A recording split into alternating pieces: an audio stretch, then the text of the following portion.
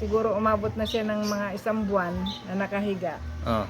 Di kumbaga natuluyan talaga siyang hindi dinala na namin sa simbahan, pinabinyagan na siya. Anong natuluyan na ano? Yung Ibig sabihin, natuluyan na siyang wala nang hininga. wala nang hininga. Hanggang sa dumating na ito ay nakaburol na daw, sabi ng nanay ko. Nakaburol na ng 1 week. Ibig sabihin, patay na talaga kasi nakaburol eh.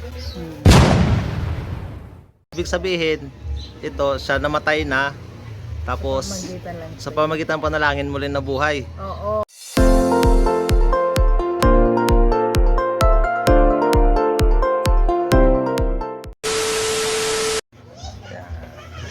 Yun, good morning mga Kapugi. kabulags. Mga ano? Mga kapugi. Kapugi, yan, mga kalabo. Yan mga kabulags, sa video na ito ay aming papakita sa inyo. Siguro marami sa inyo yung sumasagi na sa isip nyo kung anong dahilan ng pagkabulag ni Konoy.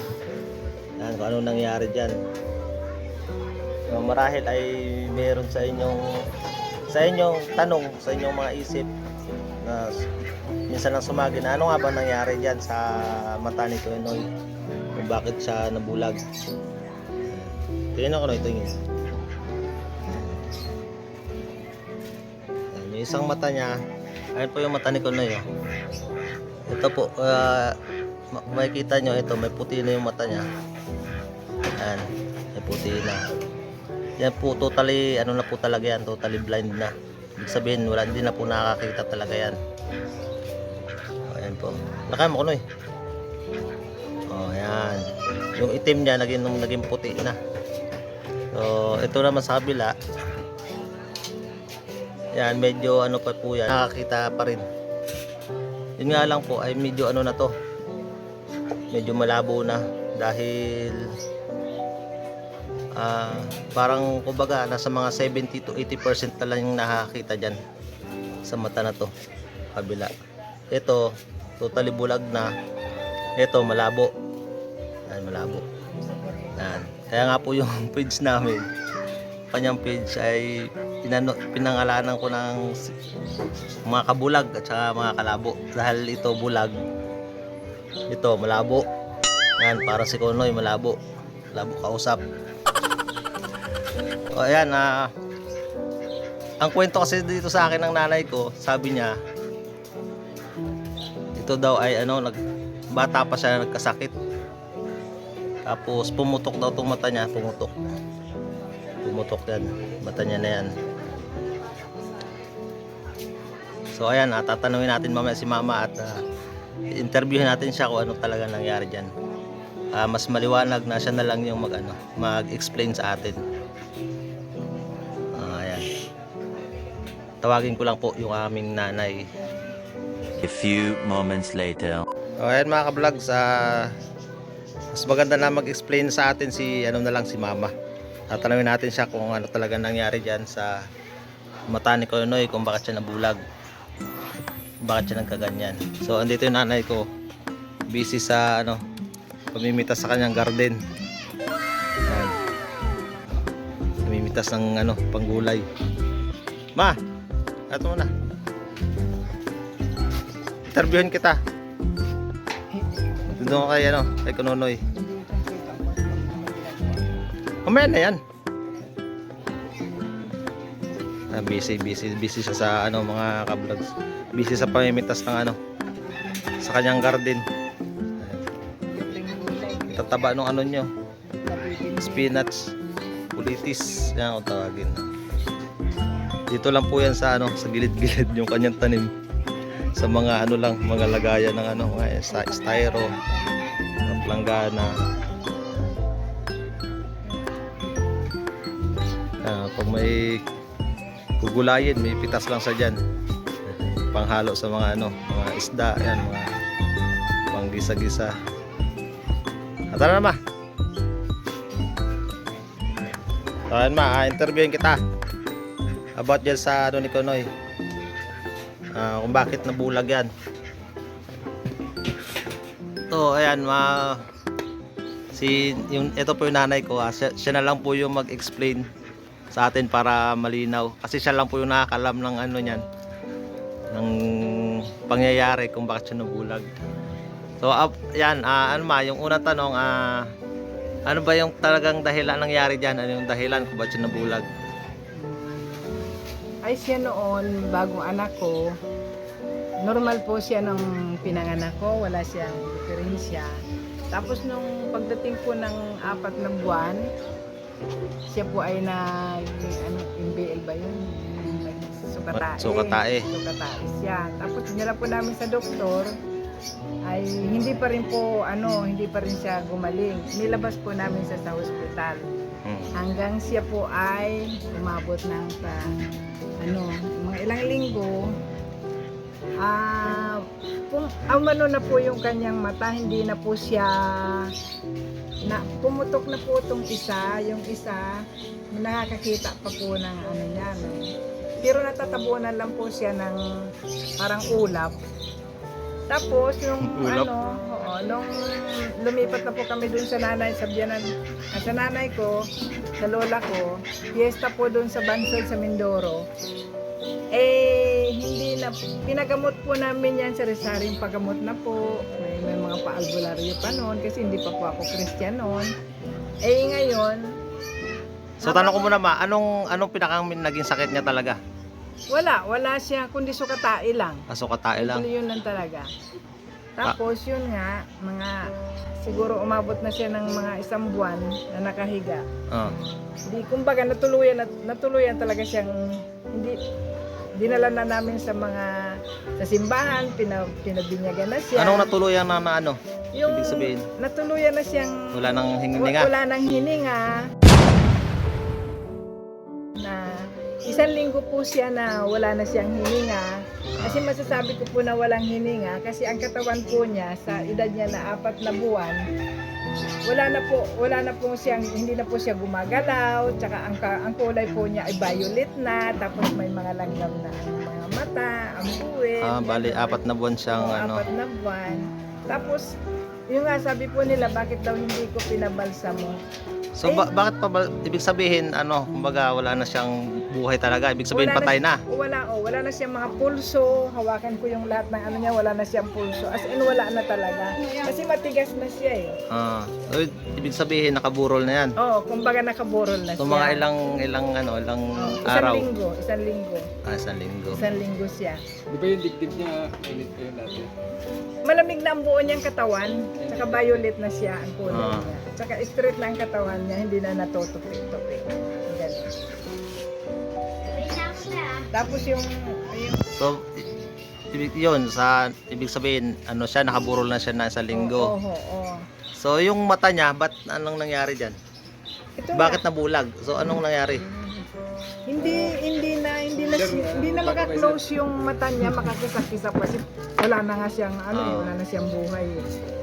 Na ng hangin, kaya nag-dry, nagputi. Anong kwento mo sa akin na pumutok yung niya, yung Nung siya ay umalis na kami doon sa lugar, lumipat po kami ng Bulalakaw sa Mindoro. Inalagaan ko pa rin po siya kasi gumaling na po siya sa pamamagitan ng panalangin ng nanay ko. Panalangin. Kaya wala din ako doon nung ito ay pinag-pray ng nanay ko kasi naghahanap po kami ng gamot. So ibig sabihin, ito siya namatay na, tapos sa pamamagitan ng panalangin muli na buhay. Oo. Ganun. So pwede niyo po ikwento yung paano siya ipinanalangin ni nanay. Wala po ako doon Ang nagpatotoo na lang po sa amin yung mga tao na nakakita kasi fiesta po doon sa amin. Sige, ikwento mo kung ano daw nangyari. Ang sabi ng nanay ko, pinag-pray daw niya na una niya pinag-pray kasi yung nanay ko galing Bulalakaw, wala kami doon mag-asawa, naghahanap nga kami ng pangpalunas na gamot. Ang kwento ng nanay ko at ng mga tao na nandoon ay pinag-pray daw niya ito si Nonoy. Na pinag-pray niya na gumalaw ang mata, ang mga daliri, ang mga paa, yung naganyan-ganyan lang muna ang mata, tapos yung dila, ganyan-ganon lang daw. Yung pagdating ko nga, gano'n na siya, gumagalaw na ng pautay-utay lang yung mga dali. Pero ang matigas pa rin ang kanyang buong katawan. Oh, tapos ngayon, nung nag-ihi na nga siya, nakita ko yung ihi niya, puting-puti na parang galing sa hugas bigas na parang may buhangin yung ano niya. Doon ako na natuwa kasi na ano na siya. Oh, na okay na siya. So, ayan. So, ayan, bali i-ano po natin yung yung kwento ng aking nanay. So, bali ito si Kununoy ay may sakit sa ay 4 na buwan na nagkasakit ng sukatae. Kala ko ba hindi ba tigdas yung kwento sa akin? Ay, hindi tigdas. Sukatae. Tapos ngayon parang lumala siya yung sukatae na yun, hindi naagapan. So parang dumating sa point na kasi lumala yun, parang hindi na siya gumalaw, wala nang hininga, hanggang sa dumating na ito ay nakaburol na daw, sabi ng nanay ko. Nakaburol na ng 1 week. Ibig sabihin patay na talaga kasi nakaburol eh. So buti po hindi niyo pinabalsa mo. Ay, Tunoy. hindi ko po binabalsa mo kasi hindi naman siya nangangamoy. Wala siyang amoy, kaya lang may mga langgam na yung mata, tenga, yung bunganga niya, at saka ang katawan niya maitim na. Yan. So bali ito dahil naka burol na siya ng ilang araw o sabihin natin 1 linggo. So yung mga mata, yung katawan niya daw po ay nilalanggam na, tapos yung kanyang kulay ay kulay itim na, nangitim na sa sobrang siguro kasi patay na nga, nangingitim na yun. Ang maganda lang dito, hindi siya pinabalsamo ng aking nanay. So ayan, sa madaling salita, yung lola ko naman, yung nanay ni mama, siya yung ginamit ng Panginoon para, baga, yun nga, sabi niya, pinag-pray niya si Kunoy na sa pamagitan ng panalangin, gumalaw yung katawan, daliri. At yun, gumalaw naman daw, tapos hanggang yun, sa nagkaroon na siya ng muli ng hininga. Kumbaga, muli siya nabuhay. Muling nabuhay yung aking kuya na ito. Kaya ganyan po yan, mukha zombie. Mukha zombie. Galing sa patay at muling nabuhay. So ayan, so talagang himala, walang imposible sa panalangin. Siguro yung nanay ko, lola ko, siya yung ginamit ng Panginoon para si Kuya Noy ay muling mabuhay. Binigyan ng pangalawang buhay. So ayun po yung pinakang dahilan ng pagkabulag ni Kuya Noy. Yung siguro sa mga viewers natin diyan na may mga tanong sa kanilang isip kung bakit anong nangyari diyan sa Tingin. sa mata ni Kuya Noy. Tingin, lagyan mo.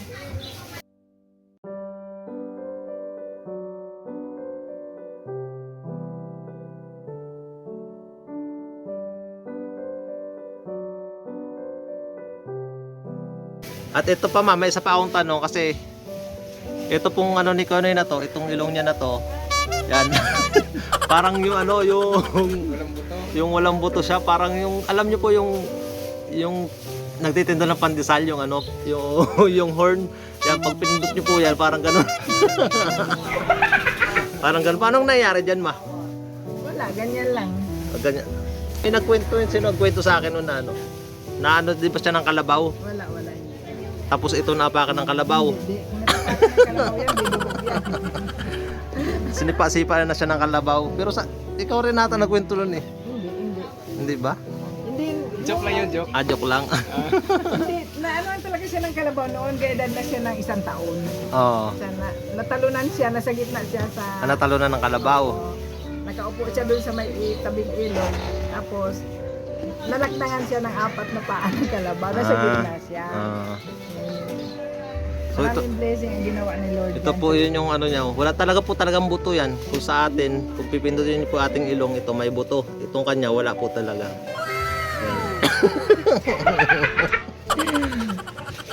Ayan po yung nangyari dyan sa ni Kunoy, sa mata niya, kung bakit siya nabulag. Itong kabila, totally bulag na po ito. Laki mo Noy. Sa taas tingin. Pumutok yan. Para makita. Tingnan sa taas. Yan, totally bulag na po yan. Ito, Pumutok yan. totally bulag na. Ito naman, Katarata lang ito.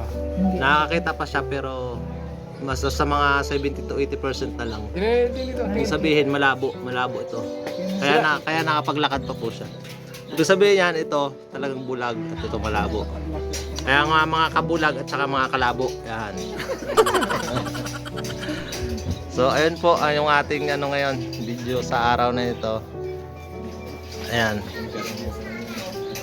Para po meron kayong para yung mga tanong sa isip nyo is sana po ay nasagot namin. Yan about sa kalagayan ni Kuya Noy. So yan lang po, salamat po sa inyong lahat. Salamat sa patuloy na suporta sa aming page, yan, sa aming channel. Sana po ay patuloy nyo pong suportahan yung aming FB page at aming channel. Yan po mga ka-vlogs, mga kalabo, hanggang dito na lang po yung aming video. See you sa next video namin. Bye bye Kanoy.